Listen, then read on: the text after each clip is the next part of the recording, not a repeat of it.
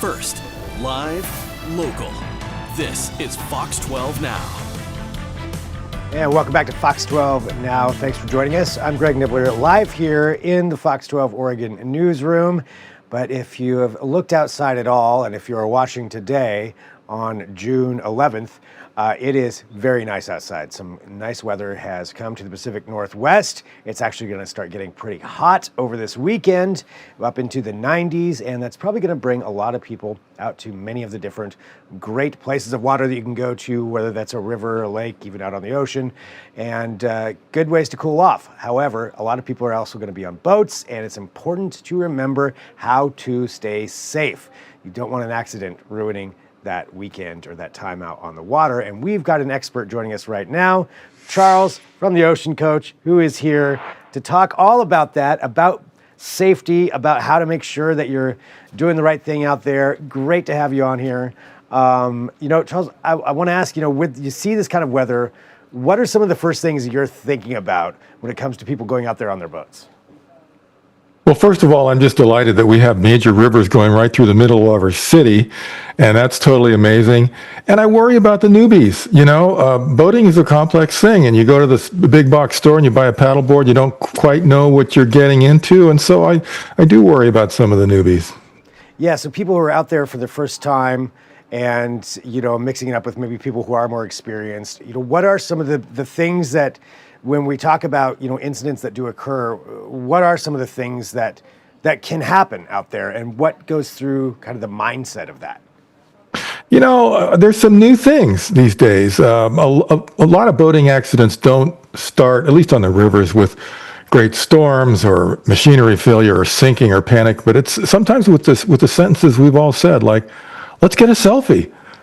So everybody on the boat rushes to the bow and they arrange themselves, because the drive to be on social media is so powerful now. Everybody's on camera all the time. So everybody's getting their selfie. Nobody's paying attention to what's going on around the water. I did this a couple years ago. My friend and I were out on this 20-foot boat. We caught a salmon. Great. We had it in the bottom of the boat, unhooking it, high fives, photos, the whole thing, not paying any attention until I hear the gurgling sound, and the boat is about 10 feet away from running up on a bridge piling. And that would have been ugly. We missed it by 6 inches, but it's just not being aware, being caught in the moment of getting that photograph and whatnot. And, the water's not like the road. The road has, roads. On the water, you can have danger from any direction. Collision is the number one problem out there. So running into another boat, having another boat run into you, hitting a bridge piling, hitting a stump, whatever. So you really need to maintain that situational awareness and be careful when you take a selfie or when you get the Instagram going. So taking those pictures, but really, making sure that you're still in the moment, that you're in an actual situation that could become dangerous while you're out there on the water. Yep. Don't become one of those selfie fatalities that you hear about. No, nobody wants that. Right. Definitely don't do that. So paying attention, definitely important, and paying attention to your surroundings. What else should people be thinking about when they get out there on the water? Well, the old saw is wear your life jacket. And people say, well, the water is calm. We don't need life jackets. Well, that's like saying the traffic is light. We don't need seatbelts. It's pretty simple. When people go in the water in boating accidents, those that have life jackets, dare I say, generally make it, and those that don't. It's just really cut and dried. And you can be part of a culture change, because 15 years ago, if you wore a life jacket on the river, you were considered a wimp. And the culture's changing now. In some circles, if you don't wear a life jacket on the river, you're a dummy. And so you can be part of that change, and just let's make life jackets as common as seat belts. And please don't get those horrible orange horse collar things that you get for $10. Those are like a dog having a cone of shame. They're punitive, they're intrusive. Get a really nice life jacket. Let your kid pick out the cartoon character that they want. Get an inflatable, whatever. But they're comfortable, they're practical, and they save lives like crazy. So wearing a life jacket is such an important thing to make sure out there. You were talking about collisions and some of those other incidents that do go on. What are the most common things and ways that people get themselves into trouble out there?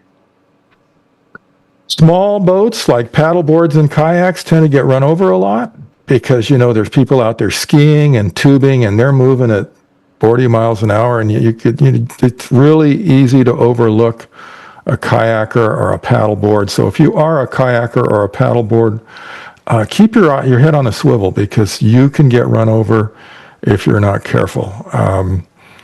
The faster boats, they move so fast, they can cover a couple hundred yards by the time you just look down at your phone or something like that. So a good idea, especially captain, your first responsibility is the safety of your crew and your vessel. So it's incumbent on you, don't get hit by anything and don't hit anything. It's just discipline. Yeah, and that's such an important thing. Another thing that I know that we've seen some reports of, or that I've seen happen before, are people in the water, whether that's water skiing or swimming or whatever, and then being around boats and some of those incidents that can occur. Have you seen much about this, or do you have any insight into that as far as boats actually hitting swimmers or skiers? I do a lot of rowing in my beautiful little 14-foot, very fast rowboat, and I almost got creamed by a tuber.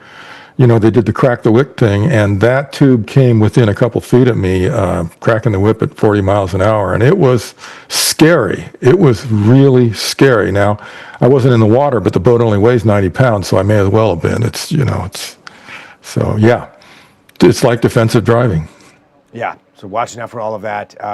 Anything else that's common things that people think about or that they do when they're out or on the water? This is also a new one. Big box stores are selling kayaks and paddle boards right next to the coolers and the sun umbrellas and all the summer fun stuff. And, the box has a picture of this deliriously happy family and perfect sunny day out there paddling.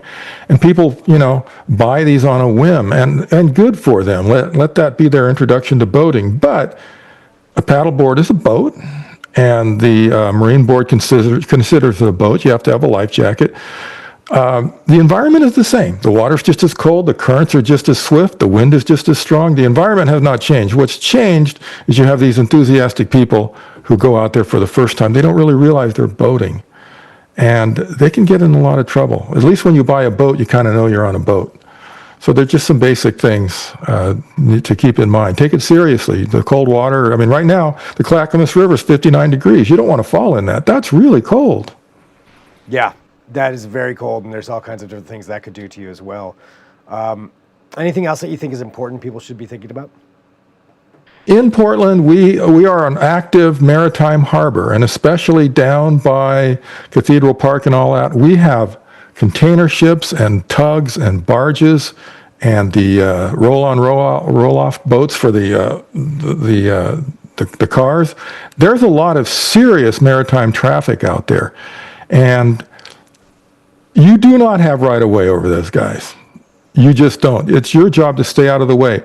A lot of times they can't see you because there's so much bow in front of them, and they can't stop. They can't stop those things or turn them. Not only does it take a mile or two for them to stop, they can't turn because they're in a channel. So give those guys a wide berth. Don't cross in front of them. Just stay the heck out of their way.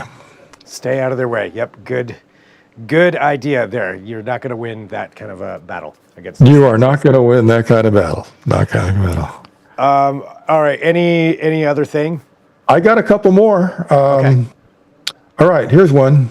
The kids will stay in the boat. I hear parents say that, and I witnessed a terrifying thing at Willamette Park.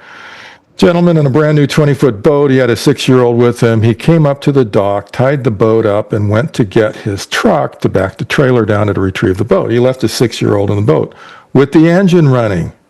Okay, it was in neutral, but it was running. And the 6-year-old, being 6 years old, was kind of moving around the boat. He bumped the throttle with his elbow. Now all of a sudden, the engine is going really fast, and the boat is straining against the dock lines. It's throwing a rooster tail. The boat is twisting all over. Really bad situation. And actually a bystander had to come in, jump into the boat, and shut the engine off. So leaving the kids in the boat, generally a bad idea. They're kids. You just don't want to. Yeah. Don't want to let them do that. Don't leave the kid alone in the boat. That's a good plan. That's Yeah, that's a good one. definitely- that's a But good one. people do it. I understand. I get it. You're having a great time and you're just not thinking. All right, you said you had one more. One more. Pass me a beer. Look, if you're going to be a captain, step into the tradition and the honor and the dignity of being a captain. Your responsibility is the safety of your crew and the safety of your boat. Own that. Don't drink. Your passengers can drink, no problem. You can drink when you get back home, whatever. But don't crack that beer. It just doesn't make any sense. You don't want to be in a court of law saying you were intoxicated. Just don't do that. So it's a position of honor to captain a boat, and yeah, don't drink. Yeah, so take that honor and make sure that everybody's safe, as you mentioned. Safety being number one, safety of everybody on board. Yeah. Well, Charles, this has been some good advice, good things that everybody should be thinking about. I mean, at the bottom line is you want to get out and have fun, but you don't want it to end up, in any kind of situation where you really regret having been out there or something worse.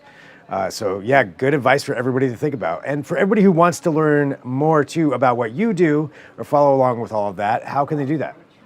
I am the ocean coach. I unlock the ocean for a lifetime of adventure for captains who've always been on the river but want to go out to the ocean, crossing the bar. I teach them about the weather, the bar, tides, wind, swell, radio protocol, and navigation. So I offer individual coaching and online courses. You can find me at theoceancoach.com. There we go. Charles, thanks, Sue. Always great to have you here. Okay, Greg. Thanks. And for everybody watching, this is Fox 12 Now. We're live streaming here. We're going to take a quick break. We're going to come back. We have lots more for you here on the show. So we will talk to you right after this with more Fox 12 Now.